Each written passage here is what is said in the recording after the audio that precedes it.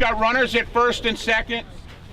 So, and assume we're at gets. You know, I like to be right about here, where I'm a little bit on the inside. And again, gets would really be the only field that's big enough where you have space to be on the inside. So, you know, so that's just gets. You'd want to be in there.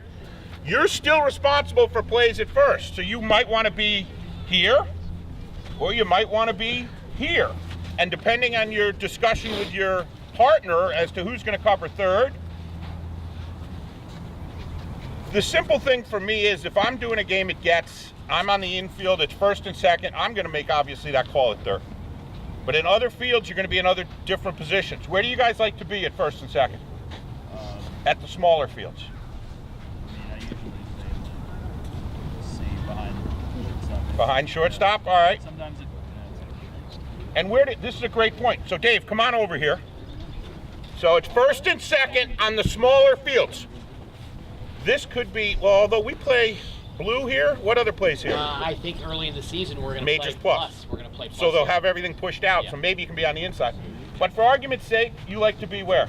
well, it depends. First and second. Between the bag and where the shortstop is, but like the important thing is like you would have to be able to see everything that's happening. So depending on where the kid's standing, Peripheral vision important, right? And I could move one way or the other. And play it first. Where are you going? What are you doing? First, well, it's kind of tough because you need to get the angle over there, but I'll usually go like kind of out around the back. I think that usually gives me the And best get view. steady. Yeah, you really. I mean, the angle is more important than like the distance away you are from the play happening. But So does everybody got that? Right? Even though, yeah, Dave.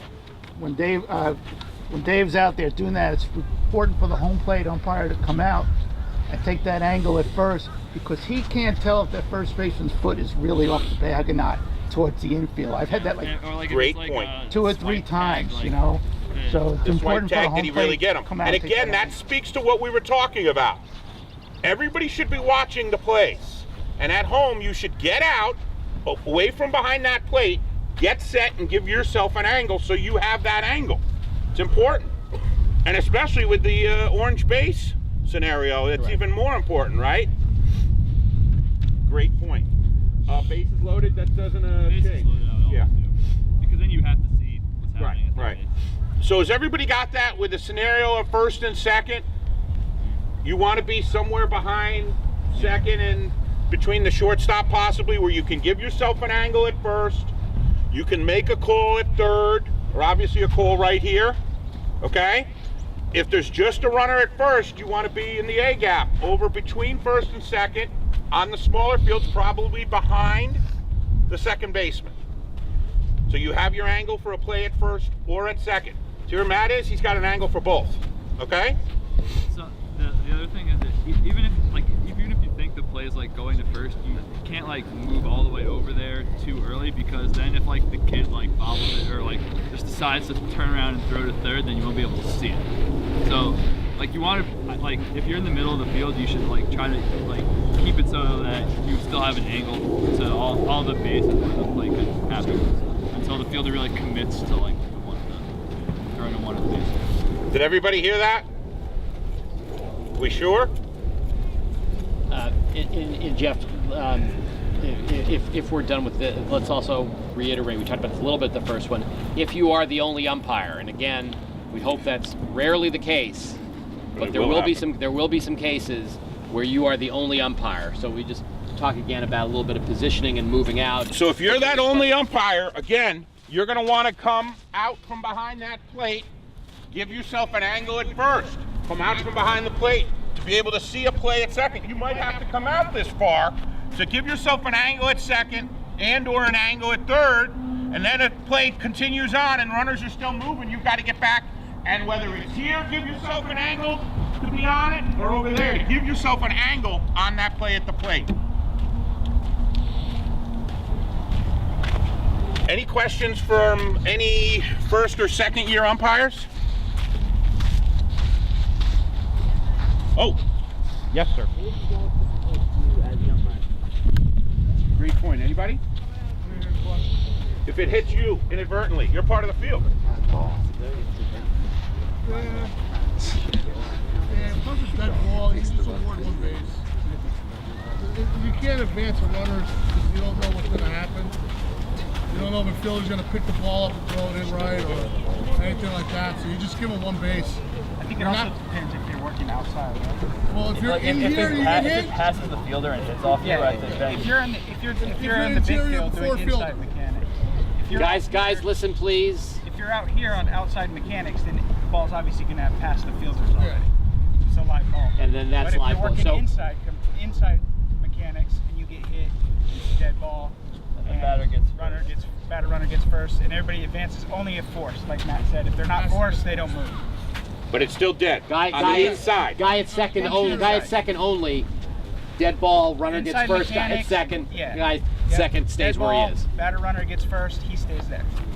Because you're not going to punish the defense Right. because the ball hit you, but you're also not going to punish the offense because the ball hit you. So he gets first, and then if forced, the runners move. If they're not forced, they stay where And they so remember, that's only if you're on the inside, which will only happen at what field predominantly? Jets. Okay, everybody got that. All right. So again, positioning is very important. And it's also worth noting, there's a logic, as John just said, there's a logic there about, so again, these rules, when you think about them, do make sense. It's good to know the rules specifically, but again, there's some thinking and reasoning behind it that should help you make the right call in most instances.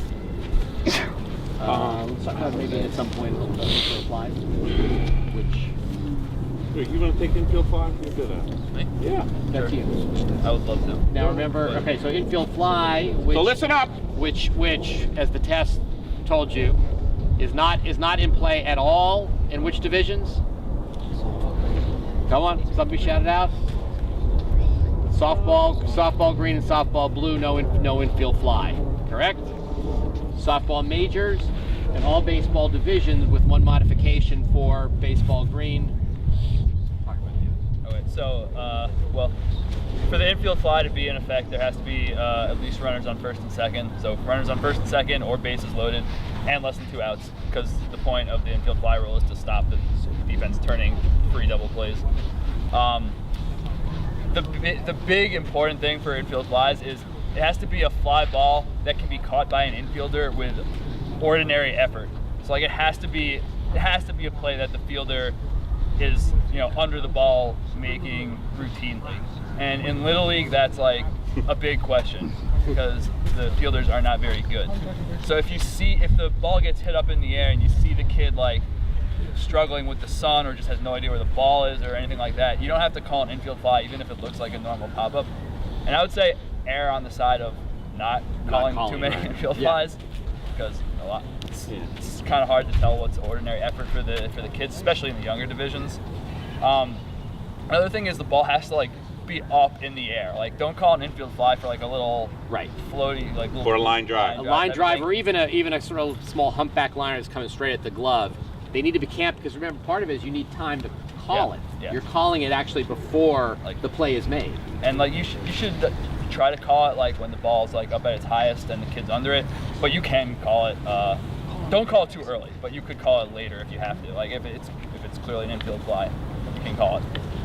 It doesn't matter who actually catches it or who doesn't catch it. If it drops, if the shortstop is under it and the left fielder comes all the way in and calls him off at the last second and catches it, it's still an infield fly. If the infielder goes back out into the outfield, the physical location of the infielder doesn't matter as long as it's still a catchable ball with ordinary effort. So like in the major leagues, you'll see shortstops way out in the outfield for pop-ups, and those would still be infield flies as long as the fielder is an infielder and is camped out and underneath. And, right. Yeah. If they're going back on a ball, that's not ordinary effort. And what again about the runners and? Yeah. Well, if it's green division, as far as I understand, if the ball drops, that's it. Runners can't go anywhere. Once you called infield fly. One infield fly. The batter is always out. Infield fly, and the batter is out, but if the ball drops in green, it's dead. Right. Because runners return to their no base. idea what That's to only do. green baseball. Right. They also might not have any idea what to do in the older divisions, but the infield fly is live. If the ball drops and gets caught, runners advance at their own risk. They're not forced if the ball drops because the batter's automatically out. Once the batter's out, you can't have a force anywhere. everybody understand, again, it does come up, certainly not every game, but this is one, and I will tell you, this is one, to me, where the coaches, for the most part, do not understand this rule. So here's one where I would like you to understand it more than the coaches. Yeah, the other thing is it has to be a fair ball. right. So Right? if it's if it's a pop up So down if the it's, line, if it's on the line, you want to call it infield fly if fair. Okay? and So, then go ahead. oh no, I was just add on. So like if the fielder then touches it foul and drops it, it's not an infield fly, it's just a foul ball. If the fielder doesn't touch it at all and it somehow plops down in foul territory and rolls fair, it is an infield fly because it's a fair ball. That's So why you call it infield Yeah. fly if fair. So even if you get a weird scenario like that, it's still an infield fly. And By if the way, if it's it still an plops down infield fly. fair and rolls foul, then It's still an infield fly if you don't call it. You don't call it at all. You shouldn't do that, but it's still Meaning an calling it after the fact, right? Again, remember the logic here is what baseball, major leagues on through, is trying to avoid is guys at first and second, ball is popped up to the shortstop. You don't want to let them drop it intentionally and then get an easy double play. So it's trying to protect that kind of situation. Of course, in green, there is no routine play, but again, as if it's a routine play, if they're camped out under it, you should call the infield fly in those divisions. I don't have anything else that I can think of. I don't want to extend this unnecessarily. Let's go back at least for a few minutes over there and talk about balls and strikes one more time. Sure. You know, sure. we might as well. Let's hit the plate. Balls and strikes, that's what a lot of you are going to be doing a lot of during the game. Whatever, Joe talks about, whatever strike zone you're going to have for the game, just keep it. You're going to have a big strike zone, have a big strike zone. Possibly in the younger divisions where strikes are harder to come by. Certainly in green baseball and softball, you might have a little bit bigger zone, which makes sense. And we don't want to get to the point where we're having like postage stamp zones where it's got to be perfect and you're not giving anybody anything. So this ball that is on part of the black of the plate, that's a strike, guys. All right, any part of the black, any part of the whatever, give it to them. All right, obviously. And depending on where you see the pitch is where you see it. It might be out here and you're calling it a strike, that's fine. Live with your calls, all right, but just try to be as consistent as you can with balls and strikes. The other thing we talked about, we touched on it briefly. Coach is asking where it is. If occasionally he just wants to know where was that blue, you can say outside, it was up, whatever you want. If it becomes every third pitch they're asking, that's a problem. Because again, it goes back to game management. You guys got to keep the game moving. We don't want to have you having a dialogue with coaches or parents or whoever else is back there asking about balls and strikes. At the coaches meeting, they go over this. They're very strongly encouraged not to ask about balls and strikes. Use your judgment. If you think it's becoming bothersome, don't have rabbit ears because you're going to always hear somebody making a comment about your call. Try to ignore all that as best you can. But if it becomes problematic, you're going to have to say, Coach, that's enough. I don't want to hear any more about balls and strikes. Just to put a finer point on it, when they ask that question, obviously they disagreed with it, and that's their polite way of disagreeing, but pretend like it's a real question. Where was that ball for a time or two? High, low, inside, outside, whatever. Just pretend like it's an honest question, move on, and again. Your nicer coaches will say, where's he missing, Blue? Yeah. Can I So make a again- suggestion, Jay? Yeah. Sure. You guys, one thing that I suggest, I hear a lot of young umpires do it, is when it's a ball, just call it a ball. Don't get into this ball inside, ball high, Right. ball low, ball outside, because then you're boxing yourself into that pitch and that location, right? It's a ball, that's all you gotta say, ball. Because now if you say ball inside and that guy throws that same pitch and you call it a strike, or you call it a strike on my batter when we're up, I'm gonna go, Mr. Umpire, you said ball inside 4 times on that same pitch. Now it's a strike. I don't understand. Can you help me understand that? So keep yourself out of trouble by not boxing yourself in by saying ball high, because there's gonna come a pitch in that game when you call that same pitch a strike, and you've said ball high 15 times already. So if you just say ball, leave it at that, and then if they ask once or twice politely, hey, where's he missing? I got him up. He's a little up. Okay, great. But I wouldn't. I hear a lot of guys do that as a habit with every ball that they call. Ball low. My suggestion, I would stay away from that. But definitely you should be saying ball. Yeah, definitely. say ball. Especially in the lower divisions. They need to know that. Okay? That's important. Matt made a point. Yeah. He was on the phone now. Matt made a point about not using the numbers, right? What was that from the first training?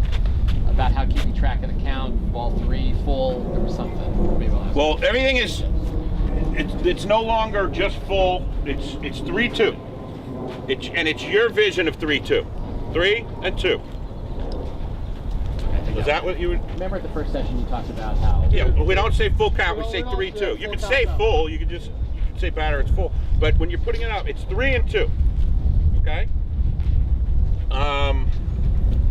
Let's address, Jeff, Coach. a little bit of what is inevitably, particularly in the lower divisions.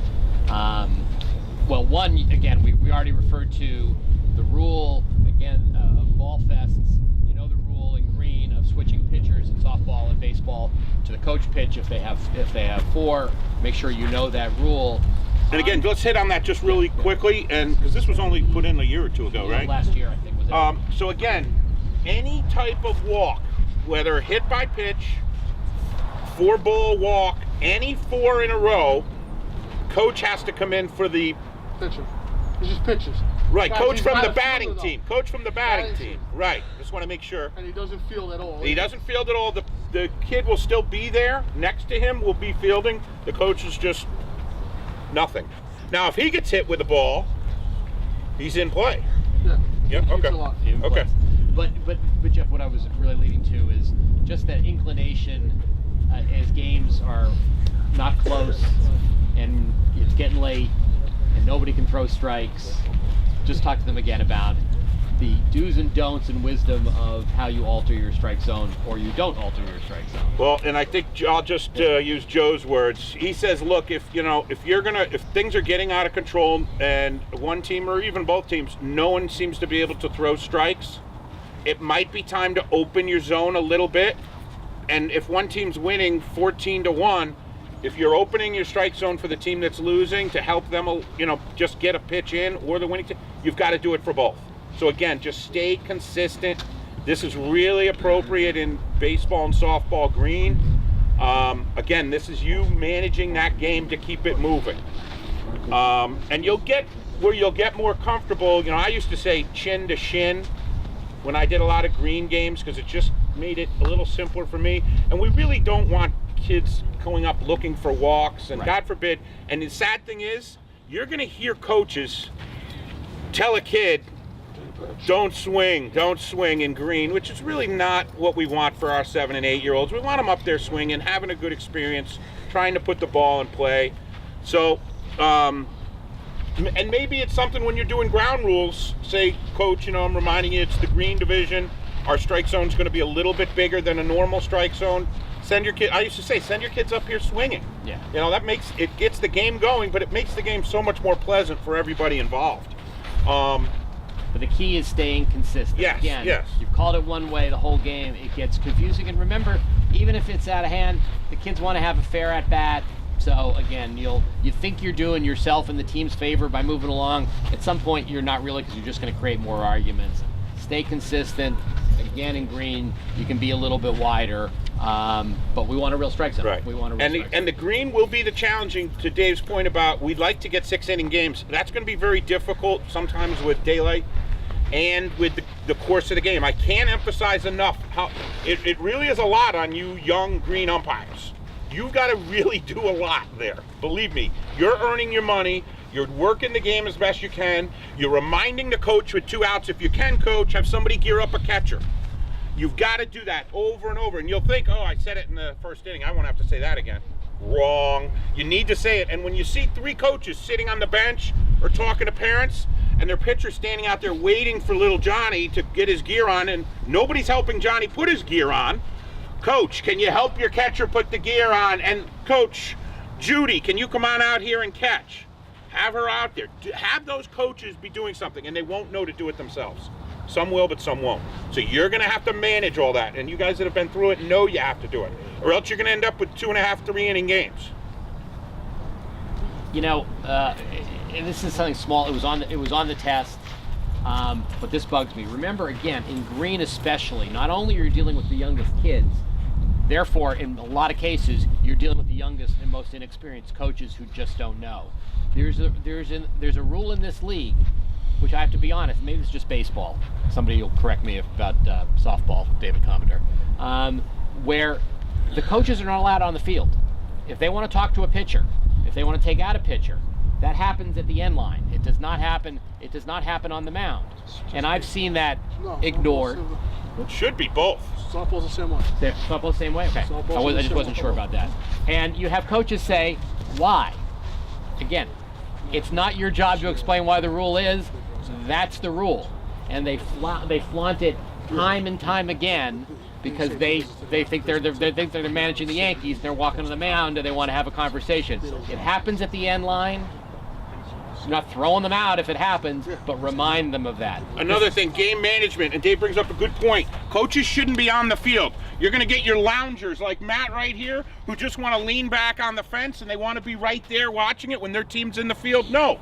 Coach, get in the dugout, please. Or they're going to want to come out in the middle of the field when a play's going on. Oh, I was just trying to get the bat. Well, I'll kick the bat out of the way, okay?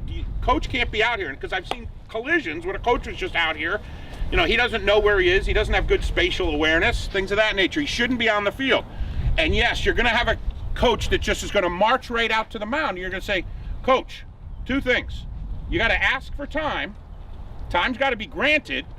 And you go to the line.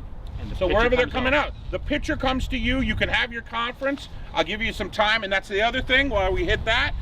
These conferences can't be more than 20, 30 seconds, tops. Because you'll have guys stand there want to talk to the kid for 4 or 5 minutes because the kid's he's having a tough time. There's some tears involved, whatever. Coach, and you've got to manage that. You don't want full team meetings. Again, keep it moving. They're there to talk to the pitcher. Everybody needs to be back to their place. Now, Jeff said something, but there is, of course, an important exception. When are coaches allowed on the field? Anybody? Injury. Okay, but another one. Thank you, John Brown. The May 15th. So in green, in softball and baseball, in softball green, there is a coach behind the catcher just to keep the ball moving because the catchers never catch the ball. In both, there is a coach on the field until May 15th that's allowed to. Should they choose to be out there? Should they choose to be out there? They don't have to be out there. Thank you. But they need to. They can't bark. And they can't full time. Well, they're there only to position from play to play. They are not there to say, Jimmy, you grab the ball. They're not to say, throw to third base. They are meant just to position and keep their mouth shut. They will invariably start directing play. Give them a little leeway, but remind them that's not what they're supposed to do. Especially early in the year, give them a little leeway because they're just trying to, if he's saying, Jimmy, try to throw it to second. Now, in a perfect world, what he would do is he would have the throw go wherever it goes, and then in between pitches, he'd say, Jimmy, next time a ball comes to you, try to throw it to second. And that would be fine. Or he can do that in between innings, as it should be done, or at practice if they have them, but I don't even think anyone's on the field yet. So. Yeah. On another somewhat related note, again, another test question that coaches are going to say that doesn't matter. Kids are going to forget. The outfielders need to be in the outfield. Outfielders need to be 10 feet behind the infield. And usually we have a line at green games, right? They do. We have a white line out there. We used to say they have to be behind that white line. I think that's the only division. And again, they will invariably creep up. We're trying to replicate real baseball. So you do not want 7 or 8 infielders. Again, kids. I know kids in green, softball or baseball, are not typically hitting the ball to the outfield. We are not looking to pack the infield, keep them out. You see them creeping up, you got to remind them. And again, if it keeps happening, talk to the coach. That's the coach's job. All right, I reminded you guys, no shorts. Again, in green, as soon as the weather turns nice, you're going to see kids in green coming in shorts. I don't want to throw a kid out, and we generally let it pass, but they really are, for safety reasons, and frankly for just equity reasons. If everybody else is wearing long pants, it's just not fair. So again, remind the coach they are not supposed to be there, and frankly, if that means you need to be wearing baseball pants. But again, remember, mom or dad should go home and get them pants. I mean, this is a clear rule that everybody should understand, and coaches should be communicating.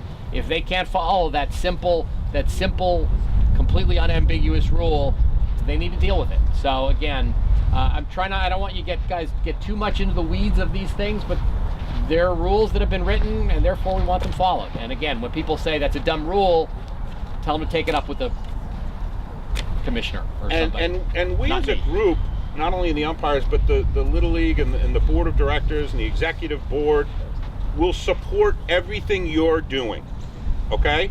We want you to know that we support everything you're doing. If you have an issue with a coach, please contact David. If you had a weird play, contact David, and somebody will get back to you with an answer or a situation that happened.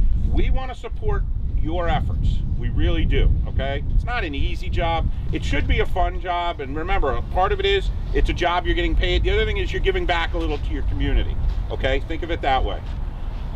Any other questions? As long as we're here, just one thing I meant to ask you on, we're talking about ground rules. The one that has specific ground rules that are very clear is Flint A. And again, a lot of you younger umps are going to be working baseball green in Flint A. Sure, Flint A, I'll just go through them real quick. Any ball hit to the woods in the air is an automatic homer. Rolls into the woods, it's a ground rule double. Well, Jeff, woods are foul on this side. No, in a fair ball. Foul ball. Fair ball into the woods in the air is a homer. Ground rule double if it rolls in, touched or untouched. If it reaches the bike path, it's a dead ball. If it reaches the bike path in the air, it's a homer. If it reaches it on the ground, it's a ground rule double. Right. And any ball in the street, once it hits the street, it's obviously dead. We don't want kids going in the street. Yeah, absolutely. As the ball rolls there, it's long dead by the time it gets there. Just tell them to stop and make sure they don't run out and get it. All right. Anything else, guys? Matt, you want to talk a little bit about pregame? Guys, pregame. A lot of guys. You're going to get a lot of. Please. The better you do pregame, the better the game's going to go, and you're going to learn, and you're going to work with your umpire, and you're going to have a better relationship with the coaches if you do pregame properly. Please listen, guys. Matt. Pregame, you probably want to do it way before that pitcher starts warming up, because then you're moving side to side. The pregame is actually made because you get to tell the coaches who you are.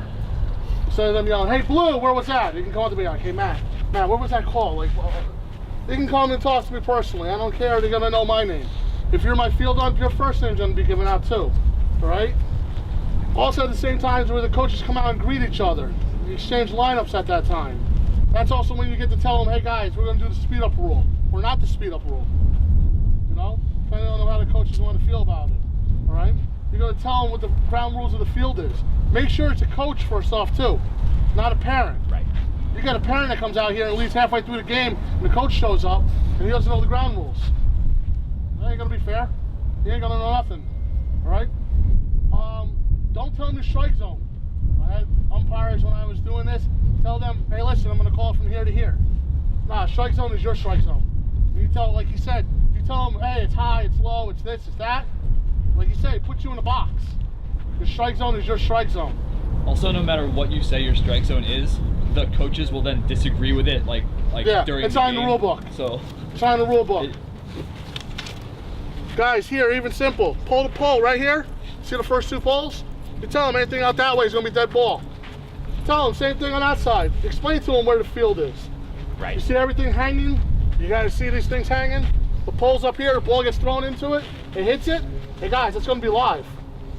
Tell them what it is. If the coach is like, well, you know, if it hits the ball and goes out of play, hey, then it's dead. You know?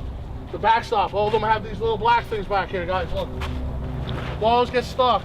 Balls go through it. As you can even see it, look. Balls will disappear in here. You gotta explain these rules to them. All right? Especially with leagues that have steals. When especially blue, majors plus, ball gets stuck in that, what are you gonna rule it as? If the runner doesn't want to advance, he's not moving. The runner was taking off because the ball went past the catcher and got stuck, yeah, you get second base. I'm not gonna push him back because your catcher can't find the ball. But the point of this is you're explaining to them who you are, what the rules are, and how you guys want to proceed. Even in the green, tell them, hey guys, 9 batter rule. If your catcher's on the 9, have them suit up. If your catcher's number 8, just tell them to wear the shin guards. So all he has to do is put on the chest protector, the mask, and he's right out here on the 3rd out. Simple, quick, and easy. Also know the batting order. That's the other thing. Know where the pitcher catches are sometimes. Because in the green, I think the pitcher comes off 2. Or no? In the green baseball. What do you mean? Comes off. 2 outs. So you removing him too, or just the catcher? No. Just the catcher, all right. So there you go. So there you Actually, go. no. There's no. Only in softball is there a runner rule. So we're not in baseball at all. No. All right. So there you go. Girls softball only speed up rule, boys. You got to suit them up as fast as they can. All right. But the pregame has to be done. Explain who you are and the rules are. If you're with me, I'm gonna do it. And I do them real quick. If you guys ever worked with me, I do Lorenz in under 30 seconds. I can do this field in under probably 20 seconds because that's how fast the ground rules are. But you got to know what field you're on. You got to know what level you're on. You got to know what coaches you're with. You got to make sure your field ump is on the same page as you are. Prior to the game, that's what you guys are talking about in the parking lot. And I'll tell everyone right now, I get here a half hour before game time because I watch teams warm up. Okay? I'll be in the parking lot suiting up. People will see me. You guys play. You didn't even see me in the parking lot when you were driving in. I sit out there for a reason. From when you guys come in to the minute you guys leave, I'm on the field. I'm watching. I'm getting dressed. I say, hey, Jeff, listen, if I lose the call, I'm going to do this to you. This is a timing play, so we both know we have a time play in case a 3rd out happens without a force. Infield fly rule. How many outs are there? Everything's going to go through. But you have to do that prior to you stepping on the field with each other. And that's what that is out there for. That's why it's 15 minutes prior. 5 minutes of talking, 5 minutes of one team warming up, 5 minutes of another team warming up, and the game should start. Yeah, and that's something we talked about that. That is something you're gonna have to manage in some situations. Because some coaches will just literally keep hitting till someone pulls them off the field. And They also are very lazy in actually getting out there. Yeah. So like if they want to warm up, they gotta get out there early enough. Lorenzen, you guys all play at Lorenzen. For the girls you don't know about, there's a batting cage right there and there's the field. Most of the time, one team will be in the batting cage, one team will be on the field. Hey guys, it's 5:30, we have to start. I didn't get on the field yet. How long have you been here for, a half hour? That's your fault. And that is their fault. It's not your fault as an umpire. And then you're like, oh, coach, you want to take 5 minutes of infield? All right, that's 5 minutes off your game time. It's simple as that. Especially when you have a 2-hour rule now. For 6 innings, see how fast that 2 hours fly by. When the catcher has to run and go get the ball, throw the ball back, the pitcher stands on the mound. And obviously, and it's shorter in green, and even less attention span in green. They're all over the place. And again, it's fairly typical that a lot of green games only go 4 innings. You're lucky if you get 5. Every once in a while, you'll get 6. Keep them moving. Again. Same thing green softball.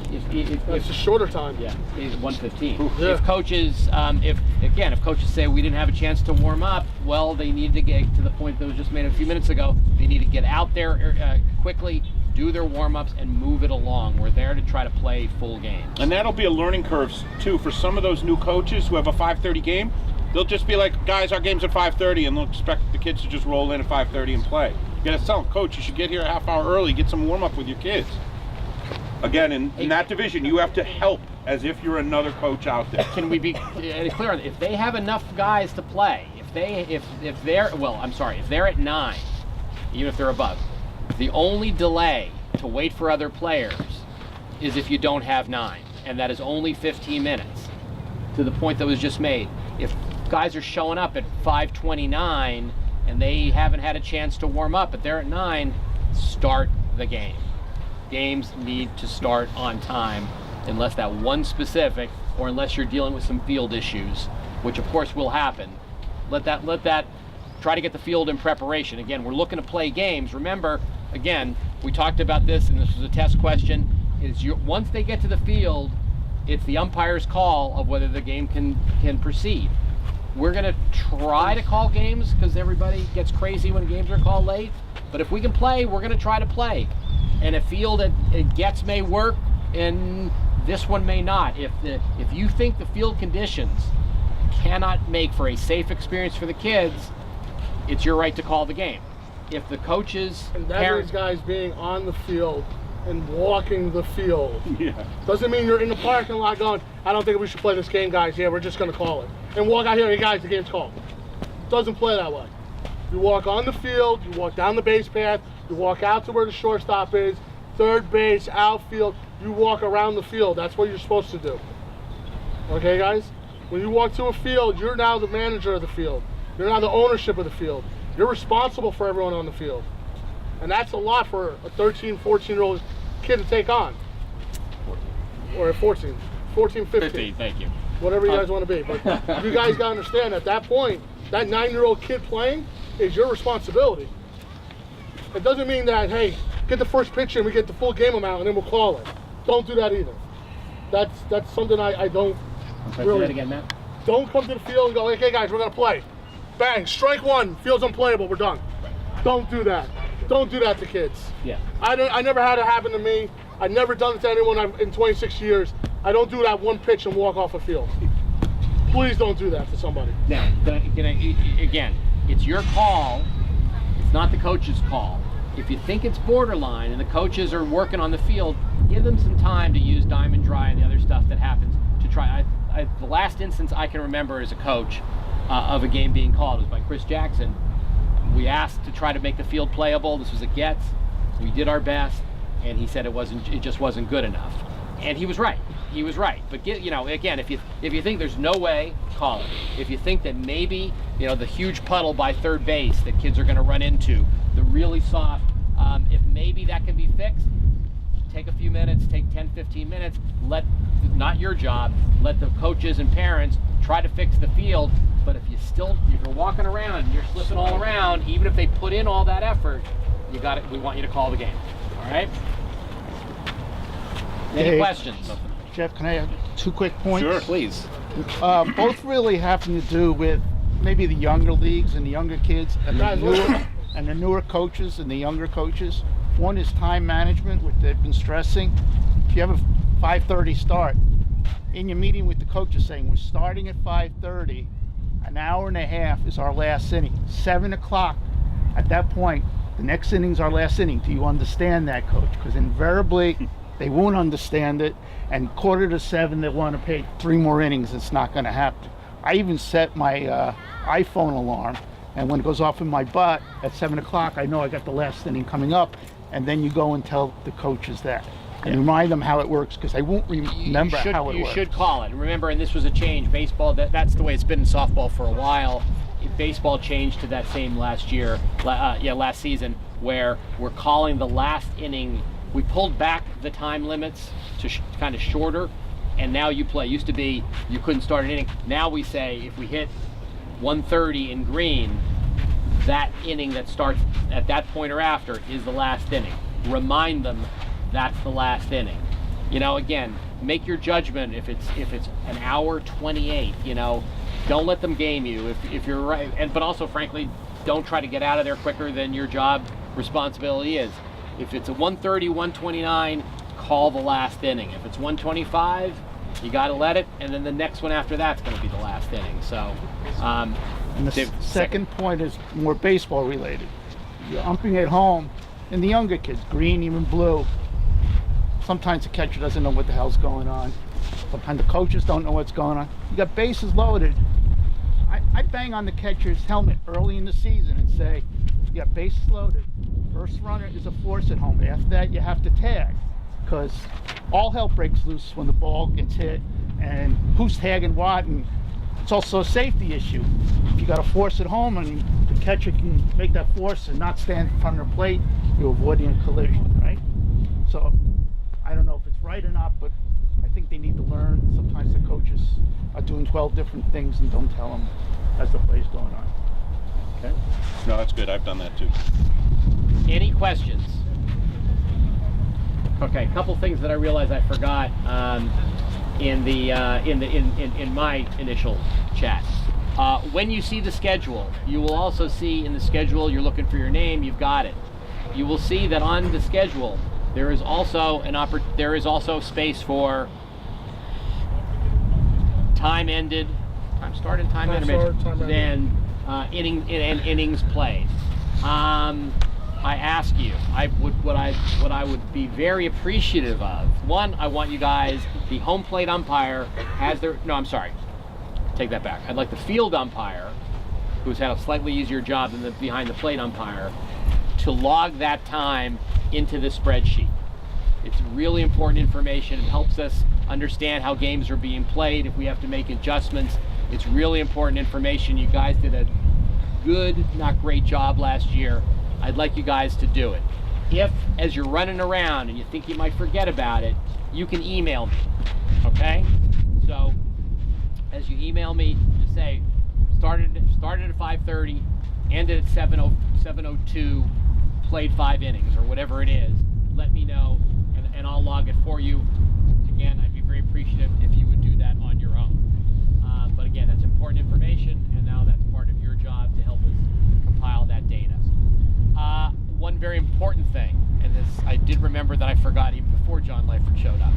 There are a couple of important changes that are in the rules and were sort of referred to in the test, but I want to make sure you understand a change this year and a big difference between softball and baseball.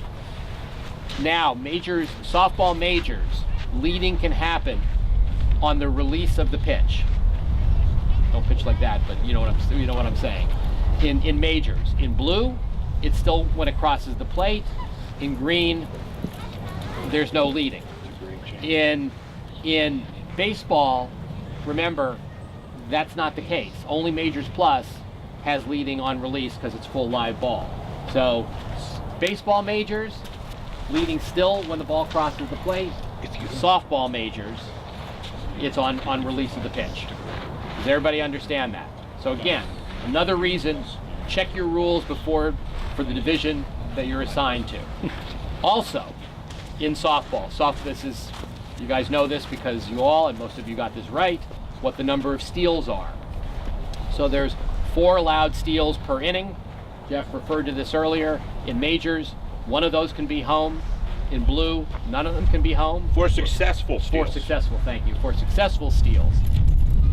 A new rule that has not, to my knowledge, been represented in the written rules, but I'm telling you, and I'll remind you of this, you can now double steal. In baseball, this only really applies in baseball blue, because that's the one that has limited steals of 2 per inning, but no double steals. In softball blue and softball majors, there can be double steals, and those count as 2 towards the maximum of 4 per inning. There is an ongoing debate. What happens when 3 have been done and somebody tries double steal? I will clarify, but that should not come up all that often. So again, please understand those differences on leading, as well as on the number of max steals and how that happens by division. Any questions? Anything else, guys? Anything else? Oh, how many game Simon's always got a question. Yes, Simon. How many game balls should each coach give you? 2. I try to get. Now here's the problem. One coach is going to show up. The other coach isn't here. Oh, he's got all the game balls. So you just get what you can get to get the game going. Usually you want to have at least 2 to get it going. But if you're at gets and balls are flying into that bay, you're going to need to get balls. Usually you want to ask both teams for 2 balls. You know, I guess there's some at Lorenzen balls get lost, right? And here, less so. Some may go in there once they start to green up a little bit. You may lose some balls in there. You may need to ask for more. You know, and again, they've got them. They've got them. They treat them like they're gold, exactly. But they've got them, and they can get more as soon as they run out. So again, hopefully you will not have to waste time trying to cajole a coach to. In between innings, you should always get more. If you think you need more, if you don't, you know, maybe keep it in the wrapper until you need it. Give it back if you didn't use it. But again, this is all part of keeping the game moving. You need enough balls. So thank you, Simon. John. I was going to say the same thing. Don't wait until you're out of it. Right. If you've gotten low, do it. On the schedule, we'll say like who's the field up and who's the home plate. Yes, ump one is the is home plate and that. And again, remember things like that. I don't want you switching. Just because you guys are friends and and you think you want to switch, I've put you there for a reason. I try to keep that equitable. At the younger divisions, certainly early in the season, you new guys will not be working the plate. I want you to get your experience on the bases for a while.